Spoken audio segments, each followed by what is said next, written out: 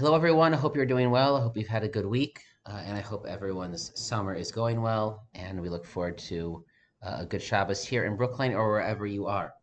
Before we begin our Erev Shabbos videos of our Torah, like we do every week, we continue to count the days. Today is the 280th day that the hostages are still in Gaza, that the war of Gaza is continuing. We daven for the soldiers, for the hostages, for all of Israel. We hope that our learning right now should be a merit for all of them.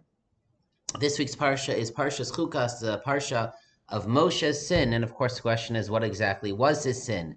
Hashem told him to speak to the rock and to bring water for the people who are thirsty. Moshe strikes the rock. He a little bit yells at the people. And Hashem says, you have sinned and you will not enter the land of Israel. And there are various opinions what exactly the sin was.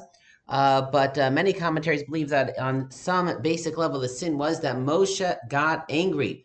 He lost control momentarily, and perhaps that is the reason why he struck the rock as opposed to speaking to it, or that is the reason why he used harsh language. But basically, the sin was of becoming angry, which is something very interesting to think about. Why was Moshe denied the great merit of entering the land of Israel? Was not because he defied a command of Hashem, he violated one of the mitzvahs of the Torah, he did some harm to a person or people, the Jewish people. It was because he got angry, he lost control of himself and his emotions.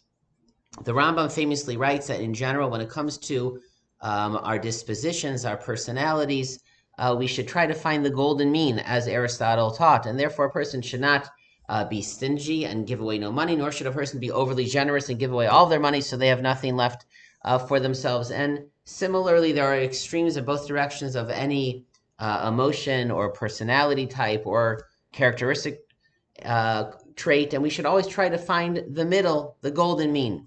However, the Rambam writes there are some exceptions. There are some attributes that are so corrosive, that are so damaging, that we should go to one extreme and avoid any aspect of the quality. One is ego. A person should be humble. The Rambam thinks that a person should be very humble. But secondly, the Rambam writes, V'chein haka'as, anger, De'arahi ad lama'od, is a very bad quality, a very bad personality trait.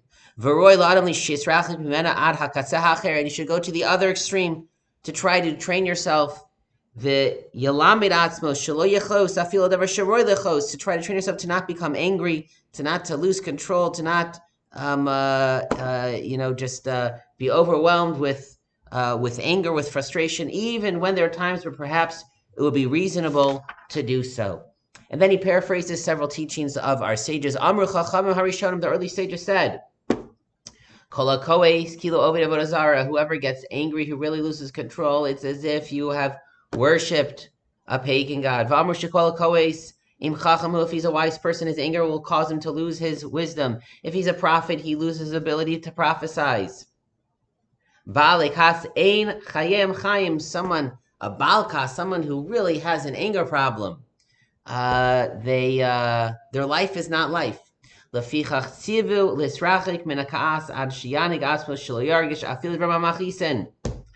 the Chum advise us the person should try their best to really rid themselves of the attribute of anger, to be mad at someone. Vizu hi haderech hatov, and that is the good path. V'derech hatzadikim, and that is the way of the righteous. What do we learn from this? On one hand, yes, there's an idea about getting angry, getting mad. We all sometimes do that, and we lose control, and then we say something that we shouldn't say, and then we do something we shouldn't do, and we regret it. So to try to specifically work on the Midot of Ka'as, and as Ram says, not even to be in the middle path, but to be to the other extreme. However, more broadly, this reminds us how important our personality traits and qualities and characteristics are. They are the foundation of our personality. They are the foundation that everything else is built upon, all of our mitzvahs, all of our good deeds, bein adam l'chavero, bein adam l'makam as well. And Moshe was not allowed to enter the land of Israel, not because of a mitzvah that he violated, but because there is an imperfection in this aspect of his personality. And it reminds us that Hashem wants us to work on our personalities as well, not just how many mitzvahs we do, how many averos we avoid. It reminds us that we are able to control ourselves and to mold ourselves and to even change ourselves. Yes, we cannot change our personalities overnight, but as the Rambam says, Yalaminus Asmo, we can train ourselves. We can learn to be a little bit less quick to react in a certain way, whether it's with anger or some other emotion. Hashem wants us to grow as people, not just in terms of what we do, but in terms of who we are, what our midos are. What is the makeup of our neshama, so to speak, and that is much harder, of course, to change as opposed to an action to avoid or to do. But it is possible.